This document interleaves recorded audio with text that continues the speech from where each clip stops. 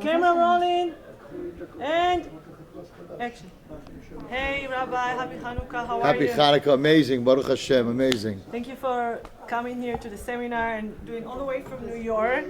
My pleasure. It was amazing. I never had a Shabbat like this. I didn't know you are like huge celebrity. I always do red carpet. I need to do the next red carpet with you there. It's like you have a lot of fans came and a lot of people like standing in line to talk with you, to consult with you. Some people gonna say you have the New York chutzpah, and you're doing like you're really strict with stuff. Thank you. Happy Hanukkah. Happy Hanukkah. We can do one question about Hanukkah, and then I'm just gonna be a vase for the question from the audience. Okay. Okay, go ahead. So Hanukkah brings lights and miracles. Do you have a nice story for us? The story on Hanukkah? Yeah. Well, the story of Hanukkah is very amazing, because really Hanukkah, the story is that we didn't really need to have a miracle, because there's a Jewish law that it's called Tumah Hutra B'Tzibur, that if everyone is tamei, you could use oil that's tamei. So we didn't really need the miracle, but the Jewish people wanted to give God something very, very pure. So we say in Al Nisim that we went and we cleaned and we searched and we kept searching until we found something very pure. And because of that, God made a miracle and said, if you want to give me something pure, then I'm going to make it last even longer than you expected. Every Jew, we saw by this Shabbat tone in HIDABROOT, that every Jew has some little jar of a pure soul. And that pure soul can end up doing absolutely miracles. And I saw miracles this Shabbat. People came over to me and said that we're disconnected from Hashem. They had no feelings to Hashem. They figured they'll come, there'll be some good food, they'll be able to rest. And they said that it opened up their heart, it opened up their soul. They want to keep Shabbat now, they want to change. And it happened so fast. You can live 40 years one way, and then in one moment, you're ready to change everything. I think that's the miracle of Hanukkah. One little bit, one little spark, and the fire can last forever. I think that's what happened this Shabbat, and the perfect Shabbat, because it's tonight is Hanukkah. Thank you. So, okay. Sorry for that. It's not an iPhone. You see everyone who's watching? Wallerstein doesn't have an iPhone. He has an old flip Nebuch phone. How important is for a speaker to have a sense of humor? Very, very important. You can't be too serious about yourself. Otherwise, the whole thing gets too serious. I think that people, when they're listening to you, have to feel that you're speaking from your heart and your soul, not always from your head. Because what comes out of your heart, there's a saying in Jewish, Dvarim hayotzim min halev nechnasim al halev. So it goes right into the other person's heart. So I think it's very important to have a little bit sense of humor, for sure. But we're gonna get serious a little bit, just just to get some nice information from you. If we say all is foreseen, but the freedom of choice is given, so how much can we control on our destiny? So I spoke today, but you couldn't tape it today, of course, it was Shabbat, that really we don't have that much bechira, we don't have that much freedom, because the most important things in life, we didn't have choice, girl or boy, Jew or not a Jew, who your parents are is not your choice, who your children are, who your family is. The rabbi said that even who you marry, 30 days before you come to the world, God announces who you're going to marry. So pretty much you don't have much freedom of choice in life. And so what is our freedom of choice? So a great rabbi, Rabbi Shimshon Pinkus, said, the only freedom of choice you have in life is what you do with the things that you had no choice, that you are a woman or a man, that you are a Jew, that these are your parents, that is your family, that you went through the things that you went through. You have a choice: accept, use it to help others, step in, change the world, or step out and don't change anything. So the real choice we have is what we do with the things that we have no choice. Accept and step in, or not accept and step out. That's the real bechira. Who is your role model in life? My wife. Seriously? It's not only politically correct. Seriously, she puts up with me. Nobody else would put up with me. Not the sages or Chazal or whatever. Okay, I said that now that she left the room. I can tell you what the truth is. Really, many sages in the Torah, but I have to tell you that my father, Olav HaShalom, everything that I am today is only because of his love and his time and his energy that he put into me.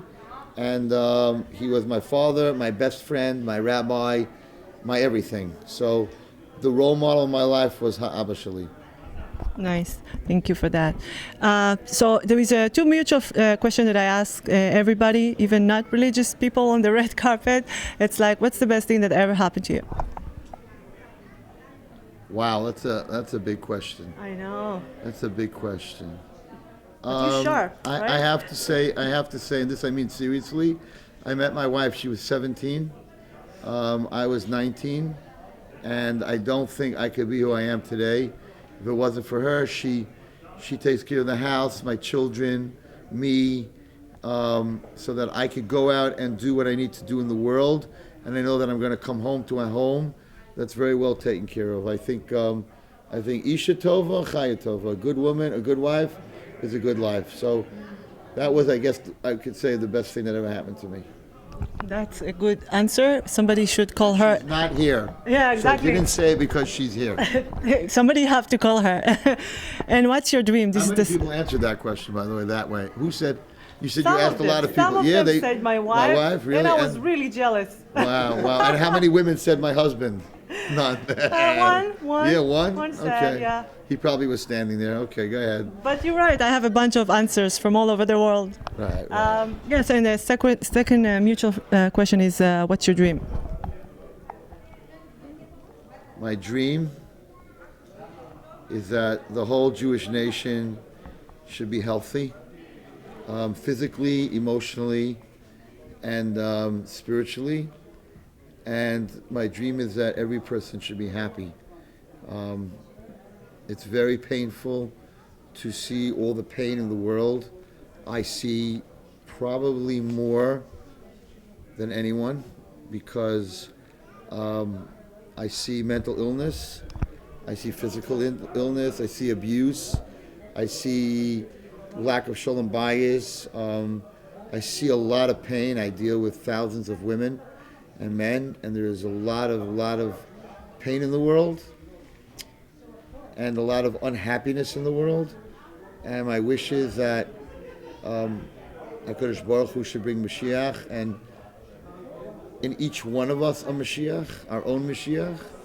And I also would love if the world would see who God really is, that the day will come one day that everyone will say Hashem Echad U'Shmo Echad, that everyone will realize that there is a God in the world. All the atheists and all the enemies of the Jews will see that there is a God in the world, and that his chosen child is the Jewish nation, and that we will also see that. That is my dream. But my dream is really that everyone should be happy and should be healthy and connected to God.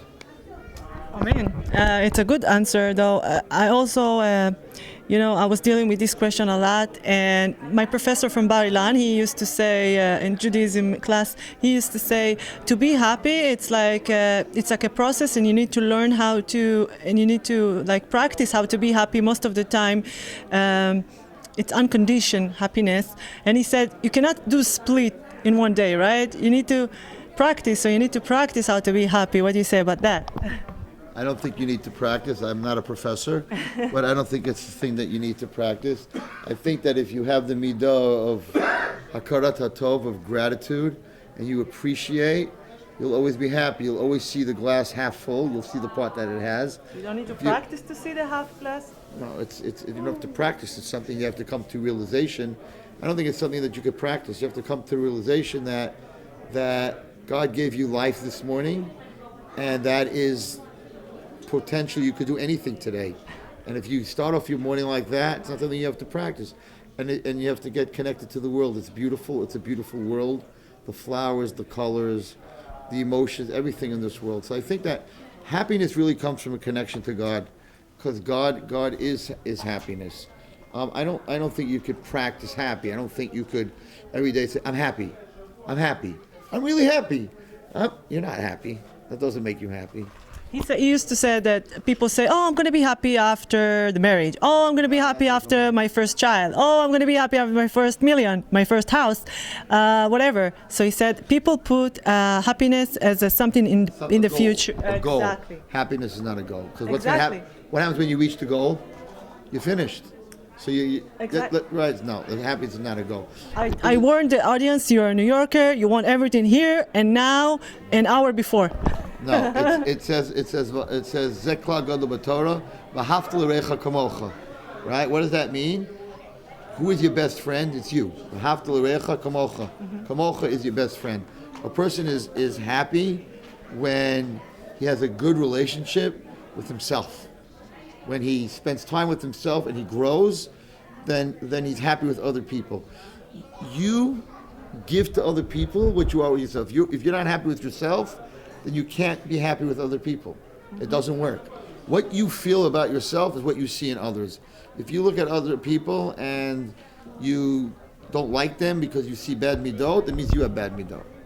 So the first thing, and I think that's today the biggest problem, with all the iPhones and everyone's so busy, you don't have time to spend time with yourself. You have no idea who you are. You have no idea who you are.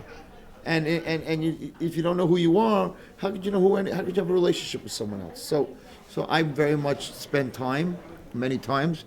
I go in New York, there's a place called Bear Mountains, way up, and I go by myself, and I sit on the mountain, and you could see 500 miles of mountains. There's no one up there. A couple of bears, a couple of snakes, but no human beings. And I sit there and talk to Hashem. You mean absolutely, it's Boydadut, absolutely. Why am I here? Why are so many people in pain? I cry, I laugh, I scream at him, I hug him. I have all the different relationships with God. We're going to sneak on you. What? We're going to sneak on you next time. You're not going to find me. And you have to spend time with yourself. And if you spend time with yourself, you'll see some things about yourself that are not good. But that's good, because if you see that, you can fix it. And you'll see some great things about yourself. And then when you have the ability to see greatness in yourself, you'll see greatness in everyone else. If you don't see greatness in yourself, you'll never see greatness in anyone else. Let's say this mic can connect you to 1,000 and million. Use it to give one message. And oh wow, and then we're gonna seal it with a kiss. That's very, very, very powerful.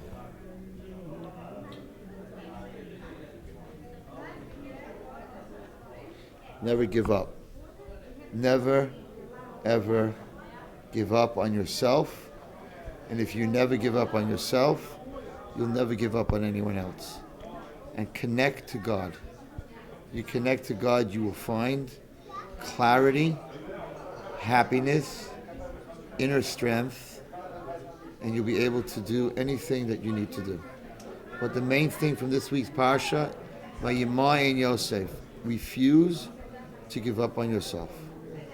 I think that's the most important thing. People in America, because we get things very fast, we give up on ourselves very fast. And that's why everybody's depressed, and everybody's on medicine, everybody's in therapy, because they have no self. They have no self-esteem. They give up right away. I can't, no, I can't. You can do anything you put your mind to. You can do anything with God's help. You can do anything. I'll tell you just a very short example. There was a midget. You know what a midget is in Israel? I don't know how you say midget in Hebrew. Gamad. A what? Gamad. Gamad. It's a short little midget. And there were 10 giants in a room. 10 giants in a room. And the midget said, I will bet you all that if I want, I can be taller than all of you. I looked down at him, Shuga. How much you want to bet? He said, I bet you all $100. So they put $1,000 on the table. They all put $100. He put his $100 on the table. He said, "No, yalla, let's see." He jumped up and he landed on one of the giant's shoulders. He said, "Now, who's the tallest in the room?" "I'm the tallest in the room." They said, "No, you're not. You're still short. You're just on the giant's shoulders." He said, "No, I'm not. Right now, I'm taller than all of you. When I get off his shoulders, I'm shorter than all of you. So Dugma Hamagid says that a person himself, we're very short. But if we get on God's shoulders, we're taller than anyone in the world. So what you need to do is just get on his shoulders. If you get on his shoulders, you're no longer just a little human being that can't do anything. With God on his shoulders, you can do everything. Trust me, I am the proof. Because as a child, as a kid, no one ever dreamt that I could do anything. And Baruch Hashem, connected to HaKadosh Baruch Hu, you're a giant. And that's what Yasher everyone needs to koach, know. yasher koach. But you are tall, I have to say, the audience. He is tall, Not so guys. tall, not so tall. I mean, I can't play in the NBA. No, for sure not. For sure not. Yeah, you told us about your childhood, and the audience here asked me, but this interview needs to be like very nice and short. So I want to wish everybody happy Hanukkah and thank you for everything. Thank you. And good night. I want to just say to everyone who's listening or watching HIDABROOT, I thought I was like doing Kirov. I thought I was like, I have a seminary and a high school, and I have a rehab here in California for girls, and I have this new ranch with horses for girls up in New York, up north in the mountains. And I thought, I'm doing so much. I walked in here, I heard about Rabbi Cohen, what he does, I read what he does. I'm not even a mosquito. I don't know how you say that in Bevrit. They do so much unbelievable work. Whoever can help support HIDABROOT, you are supporting a group of people that are changing the world. I saw this Shabbos, their koach and what they're doing. They're absolutely amazing. And of course, Rabbi Cohen is a Kohen, and I'm a Kohen, and the other speaker that was behind me is a Kohen. So it just happens to be that all the Kohanim on Hanukkah, which was the Chashmonim, are here together at this HIDABROOT Shabbaton. So just like the Kohanim beat Yavan, beat the Greeks, and ended up bringing the light back into Judaism, may HIDABROOT, who's run by a Kohen Gadol, be able to bring the light back to the Jewish nation. Thank you. Amen. Yasher koach. Thank you very much.